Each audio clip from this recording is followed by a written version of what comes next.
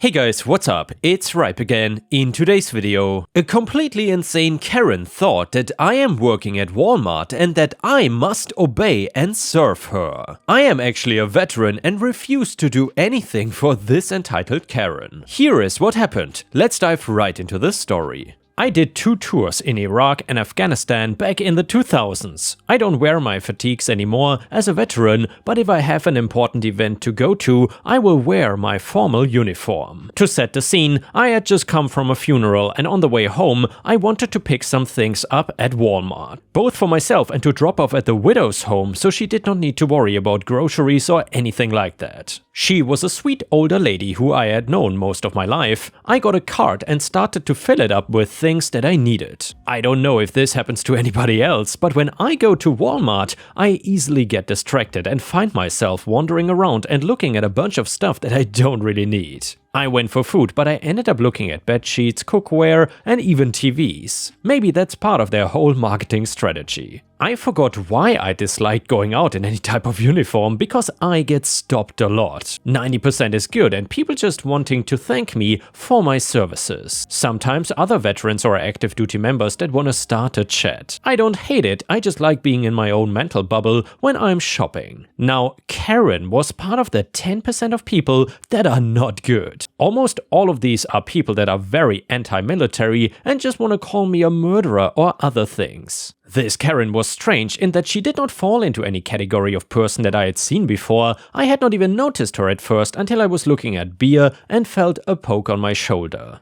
I assumed that I was blocking her and tried to move over a bit. Me, oh sorry about that, are you trying to get in here? Karen, no, do I look like some bum who drinks beer? Me, no, just morally bankrupt I guess. Karen, I need you to help me find a blender. I can see it online, but not on the shelves. Me, I don't really know what I can do about it. If it's not there, you can maybe ask somebody to check the back, or it could only be online. Karen, exactly. You need to go to the back and find it for me. She holds up her phone to try and show me, but I don't even look at it. Me, I'm sorry, but I don't work here. I'm just trying to shop here. That is when she goes crazy and her volume raises. She starts screaming that I need to help her and I just don't want her to have things because I'm selfish and sexist against working women. I tried to cut her off several times to tell her again that I cannot find her stuff if I don't work at the store. That was when she decided to drop this comment. At the point we had a small audience of people including workers. Karen, you're wearing a uniform. That means you're supposed to protect and serve. Serve. And I want you to serve me, and you're refusing to do so. I'm gonna call your general and report you. Did she really think that the serve and protect and serve meant to help her find a blender, or was she just totally crazy? I'm gonna guess the latter, because nobody could be that dumb. I had it up to my limit with this woman after I was already stressed out about the funeral. I decided that since she was already making a scene, it would not matter much for me to make it worse and yell back. Me, shut the hell up. If you listen to anybody else, you would hear that I don't work here. Unless the military and Walmart are the same entity. I have zero obligation to help you. You're a nasty, vile woman, and I hope that you don't get anything. You sure as hell don't deserve it. The insane Karen actually froze for a second, like literally froze. I might have been the first person in history to actually yell back at her, since Karens tend to go after employees that cannot yell back or then lose their job. I could do anything I wanted though, and being on the other end caused her not to know what to do. She did not stay frozen for long sadly, and her tiny crazy brain reacted in the worst way possible. She slapped me. The group watching was now acting, and at least 2 people were on their phone calling the police. It was too late for that, as I acted out of full instinct and grabbed her arm and twisted it behind her back. I could have broken it, but had enough focus to not do that. I just held her there in that uncomfortable position for a while with her screaming assault. Did you know that assault only counts when the man has his hands on the woman but not when she slaps me? I had the advantage of security footage and a group of people that saw me get hit before doing anything else. The police came, and by that point I let go of her, and she was not hurt or anything. Of course she was gonna cradle her arm like I broke it and demand that I get arrested though. EMS came with the police and looked at her arm and could tell that it was fine. I explained what I had done and police knew the hold and that if I broke her arm it would be bent the wrong way. I told them that I wanted to press charges and she was now not focused on her arm anymore and instead on the police not checking out the footage. They did so, however, and once they saw her hitting me, it was enough to put her in handcuffs and get her out of there. I knew that she was not gonna actually spend time in prison or something like that for hitting somebody, but maybe being put in the back of a squad car will make her think twice of behaving the horrible way that she did. My trip took longer than I expected. Even with all the extra wandering around I had done, I managed to get all of the things I needed and drop them off at the house. She was not in the mood for company, but a few weeks later, she loved the story of what happened when I went to Walmart after the funeral. I think if there is a next time, I will go home and change before trying to go shopping. Low chance I will ever get a crazy Karen like her again, but that's the chance I'm just not willing to take. And now let's move on to the next story. It starts like this. You ever have that one friend you make where at the start of the relationship you think that you will be best buddies? An inseparable duo who will conquer the world together, only to realize that the person you made friends with is actually a totally selfish jerk, and you wished you had never even said one word to them. Well, I had a friend like that, and he was my neighbor. I say that he was my neighbor. He lived about a mile down the road from my house, but he was the next closest habited house from mine. You see, I own a farm, one that I had inherited from my father, who inherited it from his father, and so on for about 100 or 200 years or so. We grow corn mostly, and the odd field or two of wheat. We are a pretty successful farm, and you can almost guarantee that the popcorn you eat at the movies came from my farm. So anyway, when Buck moved in, not his real name, I did the neighborly thing and introduced myself. We hit it off pretty fast, got talking about wrestling, monster trucks and hunting mostly.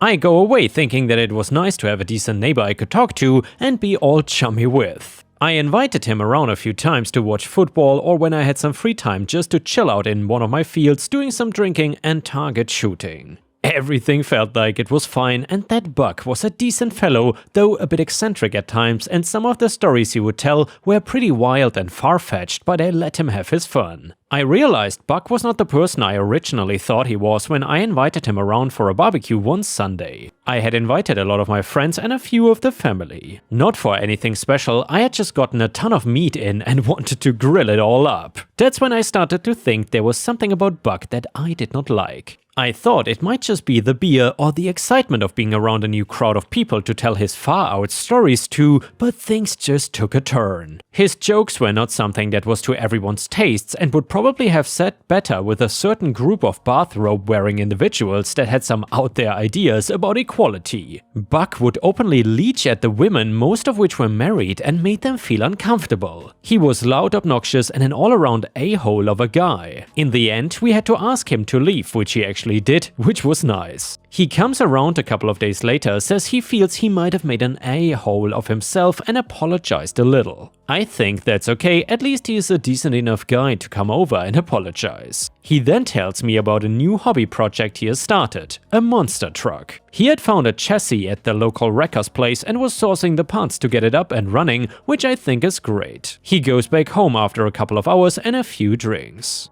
I don't hear from Buck for weeks after that. I see him on occasions when I drive past his house, but the next time I see Buck, I nearly bloody shot him. So I'm doing a little tour of my farm one evening, making sure things are in order, when I notice the tractor shed is wide open. A light bobbing too, and fro. Now I'm thinking there must be someone trying to rob me, so I run back to the house, grab my shotgun and go to confront this would-be farm thief. When I get in there, I almost blast Buck in the chest with a ton of shot. My heart is racing a million miles per hour. He tells me that he was just looking for some tools to fit the tires onto his monster truck, and figuring that a tractor has huge rear tires, that I must just have something lying around. I go off at him, telling him that he cannot just help himself to another person's stuff. He accuses me of overreacting. "We are butts after all," he says, like he might have been reaching for a beer without asking or something. Not breaking and entering another man's property to steal their equipment. I managed to get him off my property by promising to come around and help him with fitting the tires in the morning, but I'm starting to reach the end of my tether with Buck. Well, I catch him a few weeks later trying to siphon from my store of gas for the tractors and combines. That was the final straw. He knew what he was doing was wrong. I had told him he couldn't just help himself before.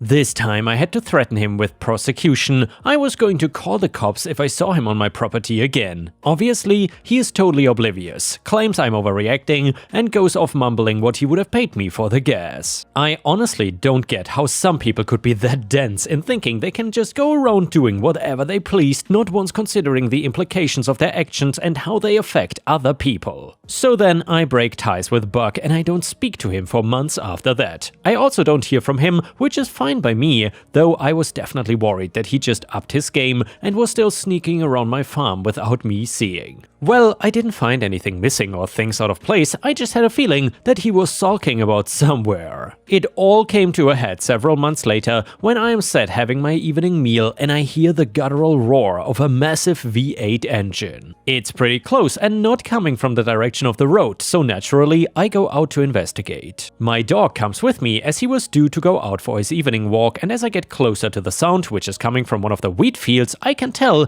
that it is a massive truck ripping through my field. I get a bad feeling as I'm pretty sure I know who it is, and sure enough, when I wave the truck down, Buck leans out of the window, fat grin on his face like he had just won some competition or something. He even has the audacity to ask me how I like the truck. We get into a little argument and I warn him that if he does not remove himself from my property immediately, I would call the sheriff and bring him into account for the damage he caused my crops. And well, I might not like the guy, but he was still my neighbor. Besides, insurance would cover the damage and put it down to joyriders or something. Buck then takes offense to this. Clambering down from the truck, he starts finger jabbing and accusing me of being a bad neighbor and the like. That was it, I had enough. So then I call my mate Hank, not his real name, to come and tow Buck's truck off my property, and in response Buck decides to call the sheriff and over the phone accuses me of attempting to steal his truck. He climbs back into the truck and spins off back to his property, nearly hitting my dog as he went. Luckily, Buck was not going very fast and my dog was only shoved out of the way, but still I was not gonna let him get away with that. Hank then turns up before the sheriff with his tow truck and I take him to Buck's place. We spend about an hour arguing, Hank looking a little awkward, before the sheriff finally shows up and takes control of the situation. He listens to what Buck has to say first, jotting everything down in his notebook. There's a funny look on his face as Buck tells him about taking the truck for a test drive across my fields. He pretty much just confessed his sins without even realizing it. The sheriff asks for my account of the situation and when I'm done, he asks me one simple question. Do you want to press charges? Buck goes into shock and I cannot say yes enough. The sheriff gets Hank to tow the truck as he slaps the handcuffs onto a Buck, who later gets charged with operating an unlicensed vehicle, trespassing, destruction to private property, and reckless endangerment for nearly running over my dog.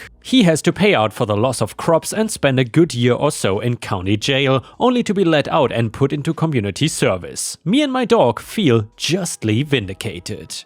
And yeah, Ripe Stars, if you have watched until here and still enjoy my stories, please don't forget to like the video and maybe even leave a comment because that would help me tremendously. Thank you so much. The next one is another revenge story. So this literally just happened / is happening. I love for poetic justice and honest people, but I'm still really petty. So is my sister. We just boarded a plane to California and it's a Delta flight. So basically they have the first class section, then the Comfort Plus, then the regular, and honestly not that different, coach seats. Our flight is far from full and a lot of empty seats are the Comfort Plus seats. My sister and I are sitting just 2 rows behind the empty better seats. Behind us, a middle-aged woman, she looks like you would expect, like she's entitled to everything, asks a flight attendant if she can move forward to one of the empty seats. The flight attendant says, after everyone's on board, certainly, just not past row 10 because beyond that is a different section. A few minutes later, she gets up and moves to row number 10. Right away, my sister says, she was supposed to wait until everyone's boarded. Why are people so impatient? I already don't like her. Now, before you dive into commentary that we overreact, etc., I know, we are by no means perfect citizens. In fact, we are both a-holes and are quick to judge complete strangers. A few more minutes pass and we see that she is peeking up and down the aisle like some shady hooligan. And she grabs her belongings and moves forward another row to the section she definitely didn't pay for. We are not okay with this.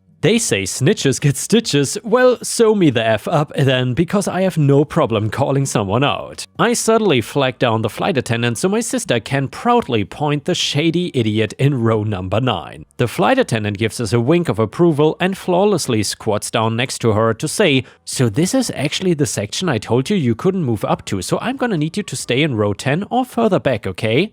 Obviously, the woman couldn't argue about it since she had been caught being naughty, so instead she returned to row number 10 and began rambling to herself about how if no one's using it, why does it matter? Guess what, witch? Here's why it matters. You did not pay for the upgraded seat. You don't deserve a free upgrade more than anyone else. Furthermore, you're literally sleeping with headphones in and still have the whole row to yourself. I find that stereotypical middle-aged, falsely entitled white women absolutely infuriating. To make things even better, some other dudes snuck up and tried to do the same thing, but again, we were not having it. I think we have developed a pretty good system with the staff. If we see that the woman is being rude to the staff, we are fully prepared to publicly shame her. And yeah, ripe stars, honestly, the whole snitches get stitches, I don't think that applies in this situation. Some people, especially entitled people, just get away with too damn much in everyday life, and it's time for someone to call them out. Let me know what you think about this in the comments. Either way, the next one is another revenge story.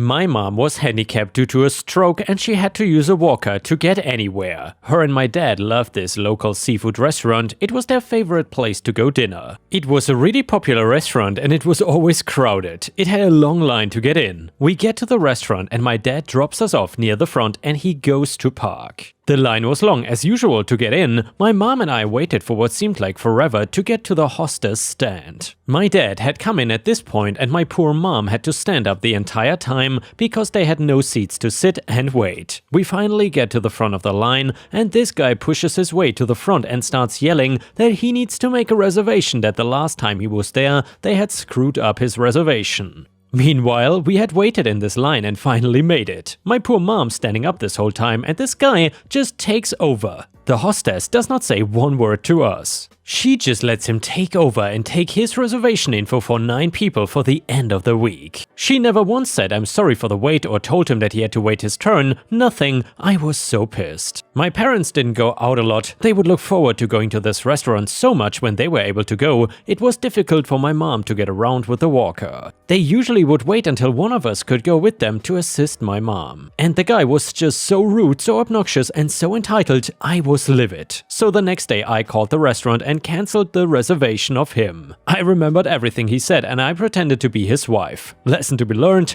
don't mess with my mom, God rest her soul. She did not have many opportunities to enjoy life after her stroke and that guy messed with her. My only regret is that I couldn't go back the night of the reservation to see his reaction. Edit, sorry, this is my first post ever and I should have included this. We did have a reservation, however, the line to get to the front to give our name was incredibly long. Normally, she could have sat down on one of the benches while I stood on the line, but there were no seats available. No one offered to give her a seat either. She also couldn't sit in the bar because the bar stools were too high for her to get up on. My mom was partially paralyzed from her stroke. It was difficult for her to get around and I would never ever deny her the opportunity to go to her favorite restaurant. Both my mom and my dad knew what I did because I told them. They both laughed and said I was crazy. They both wished they could be there on Friday night to watch his reaction too. And the next one is an Am I the A-hole story. My 17 female elder brother 21 male is autistic. He also has OCD. My mom obviously spent more time on him and gives him a lot of leeway, which I don't get. And by the way, I completely understand that. I know he cannot help it, but he doesn't have any empathy. I get that it's hard for him to control himself and he has a lot of meltdowns, but however, he never shows any remorse or want to change. He expects everyone to accommodate him. He feels entitled to our time and attention.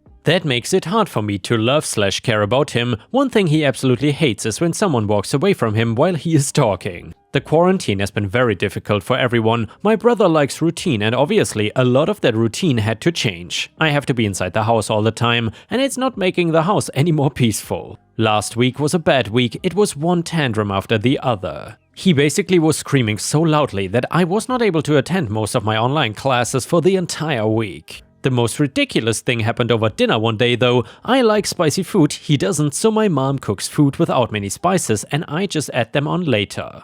Basically though, he was throwing a tantrum when I went to add some chili flakes to my dish. My mom told me to eat the dish as it is. While I was closing the shaker, I sneezed twice. He had the worst meltdown I've ever seen. He demanded that I sneeze again to make it right. He has OCD regarding numbers 1, 3, 5, 10. I'm pretty sure my face looked as comically incredulous as I felt. It's not like I can make myself sneeze on purpose. I could have just fake sneezed and maybe this would have been over, but this was so ridiculous that I couldn't do anything but scoff. Naturally, that made things worse. His meltdown got worse and he opened the pepper shaker and threw the contents at me. Now my eyes are burning and I start to sneeze uncontrollably. My mom is trying her best to calm him down, but no, he is demanding that I stop sneezing. I'm more than pissed off now and I walked to my room, slammed the door and bolted it. I'll admit it, partially I did it because I wanted to wash my face. Mostly though, I did it because he hates it. He started banging on my door and my mom is also just asking me to open the door and talk to him, but I refused to.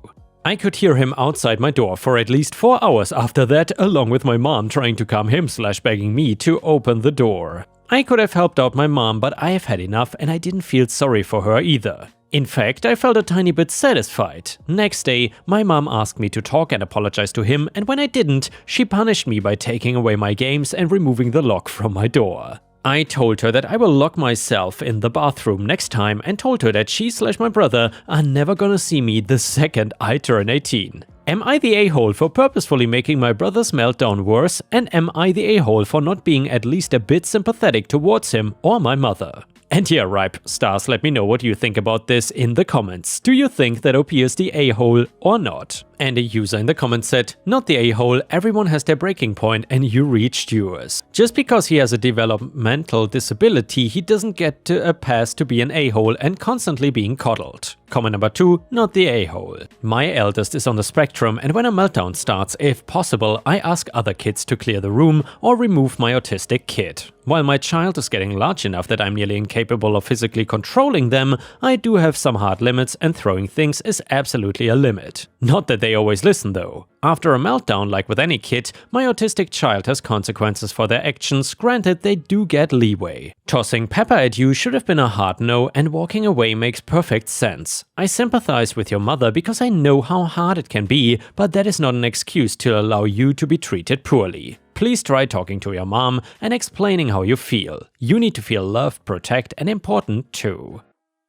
The next one is titled Rest in Peace, Car. This past Sunday, I decided to take a track day at a regionally known drag strip during a no prep event. If you are not from the car scene, just Google what is no prep drag racing for a full understanding. My partner and I took 2 pickup trucks with 2 car trailers with 3 cars in them, along with tools, spare wheels with tires on them, etc. I brought my 1996 Honda Civic hatchback, which, without going full car nerd, has an engine swap and a lot of work done. It is quite fast for a Honda, but really just a toy. I also brought my Nissan Laurel, which is imported from Japan and was never sold in the United States. The car is primarily a drift car, but with 30 minutes of work it can be changed over to a drag setup. My buddy brought his 1996 Mitsubishi Eclipse GSX. We were running all day making small wagers with those at the track, and together we were up just over 20k on the day from wagers. Around 8 PM, with the track closing at 9 PM,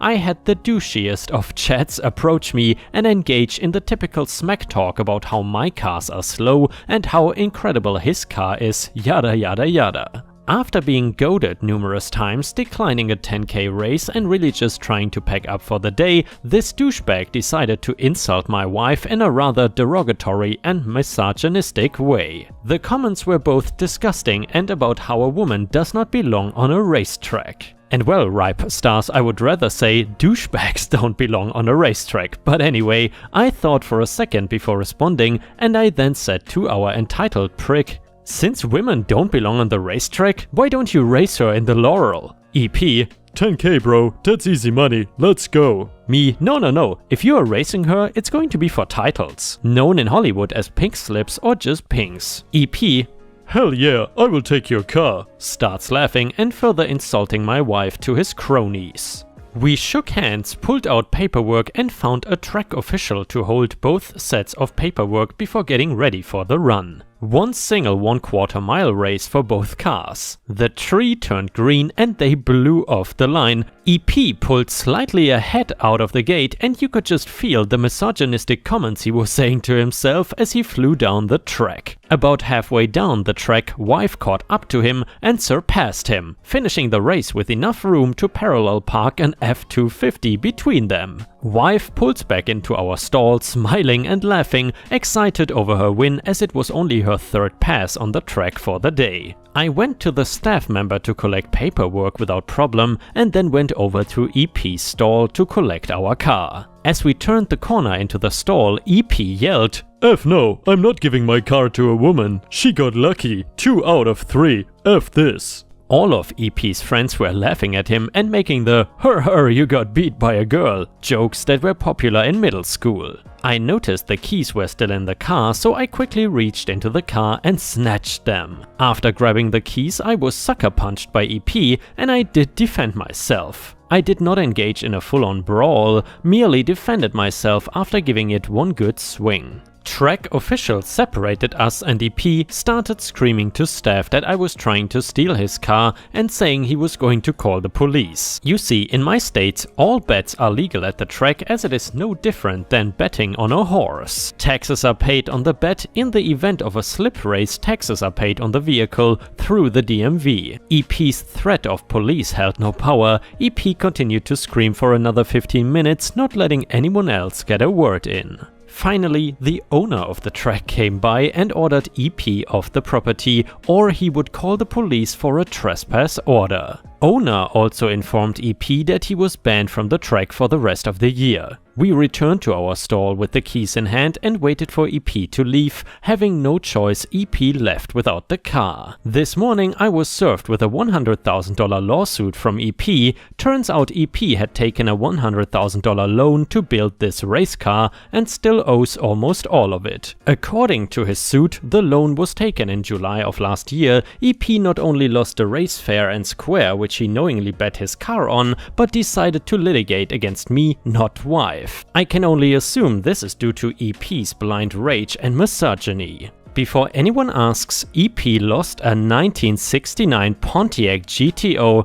Oh my god, guys, with a specialty engine in it from Texas Speed and a whole lot of other engine upgrades. The engine alone retails for $45,000. Checking the price of a stock 69 GTO, they seem to be anywhere between 60 to 70k. So I would assume this car is worth $75,000 to $80,000. I'll be posting photos of the wife and cars in the comments as I wouldn't be allowed to embed links in the post. This douchebag is going to be a gigantic headache, I can already tell. Any advice would be appreciated. And with this, we have reached the end of the video. However, if you cannot get enough of my content, please check out my endless playlist, where you can find thousands of hours of content. In addition, please don't forget to subscribe to my channel to not miss any of my daily uploads. Thank you so much in advance, and I hope to see you again tomorrow.